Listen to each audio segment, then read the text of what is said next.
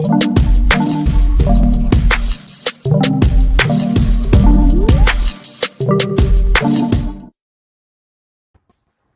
everyone. Welcome to our market update. I wasn't here last Friday, but I am here today, so I'm excited for that. Thank you, I'm Gabe. excited for you to be here today. Oh, You know, without you being here, it's like Abbott and Costello, but there's no Costello. It's like Star Trek with Captain Kirk and no Spock. It's like Yoda and no Skywalker. This is it's like terrible. peanut So I'm butter glad. and no ketchup. Yes. Wow, that was bad. And you say my jokes are bad. Man, sometimes you just really tip the envelope. Sometimes you just really impress me. Appreciate it. Thank you, David. All right, now going over the numbers. I know that's what you're leaning towards. I'm pressing. So going over the fund numbers. Again, as you can kind of see, we're hitting that 900 fairly consistently, 800, 900 new properties. Still not at that 1,000 mark that we were.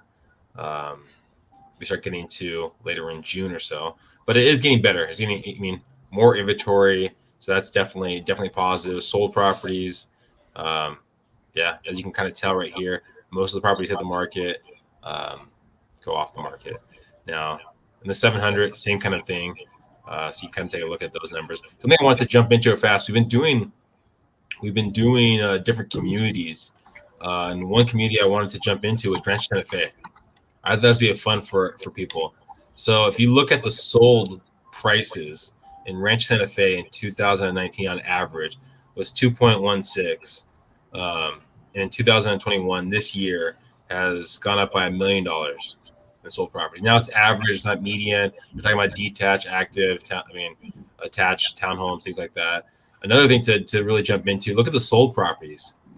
This year from January to April, 149 sold properties. Well, the year before that was 80, and the year before that was 52. All right, so with active, so it's most of these markets you're seeing definitely a drastic change, and even in the Rancho Santa Fe community. Well, I mean, that is a very tough gangster neighborhood, and you know, it's a struggle over there. Like everyone's playing craps, and it's very tough to live in Rancho Santa Fe. Well, I know there's a lot of sarcasm there, and it can be very dangerous. But I know you went really in depth with rates last week, kind of talked about it. Why don't you enlighten people that maybe didn't watch last week how rates are looking and kind of what happened with? Well, so if we brought this up before, we're going to bring it back up again because this is an easy measure for you to look at to go, hey, what is possibly coming? If you watch what the Fed is constantly eyeing, which is inflation. So next time you go to the store, if you start tracking the prices of all the things you're buying and you keep noticing they keep slowly going up, that's inflation. That is not good for mortgage rates. And that's the problem right now, that they have all these Fed meetings coming out going, how are we going to tackle inflation? Or is it really happening? It's not really happening because they don't consider inflation on food and energy. But if you eat food and you notice it costs more, that's real to me. And energy is look at what you're getting for your SDG&E and what you're paying at the pump. That's actually real too. So the Fed did its latest meeting and it said, oh, we think inflation's under control. We don't see anything wrong with it and we're good to let it go. I don't really think that's a good idea, because if we continue to let it go, you will watch things come up very quickly and you will watch mortgage rates follow. And, right now, I'd probably say last 3 weeks, Vinnie, we've been in a really pretty good pattern for overall loan amounts, which are, I would consider 753 and below, have stayed relatively stable. You're down below 3% again, but your jumbo market has not recovered. It still stayed, average 3.20 to 3.375, which historically still amazing. If you're buying a house in Rancho Santa Fe for 3.4 million and you're borrowing money at 3.25, that's pretty amazing. Yeah. So, overall this week, economic calendar is not as heavy as it was before, but I would tell you, talk to your lender. They should be following the bond market. There's been a lot of swings going on, and it's all because of the inflation. So just keep a pulse on that. And for those of you that still haven't refinanced and you're still thinking it's going to go lower and lower and lower, it's not. It's better to get something while it's good than to sit there and wait and lose out. And again, if you're watching right now, remember, and you're probably getting deflated by the market right now. We've kind of talked about the last couple of months, the last couple of weeks at least. We've seen a slowly let up, nothing drastic, a slow let up on it, but still pretty drastic sellers. Remember, June is usually when we get the most inventory on the market. That's usually our biggest month in June, right? So 1 month away. Hopefully, we'll start seeing that. Things are starting to free up a little bit. So hopefully, we'll start getting influx of new properties hitting the market in the next couple weeks, a month or so. So something to think about. But June is usually our biggest month for new inventory out there. Yeah, and it's for those of you out there who are kind of losing hope with making offers and doing all this stuff and going, oh, I lose every single time. Now more than ever, the relationship really matters of your agent with another agent, and your agent being well connected in the market right now is probably going to be the difference of you getting the house at a fair price as opposed to you being the highest bidder on the property.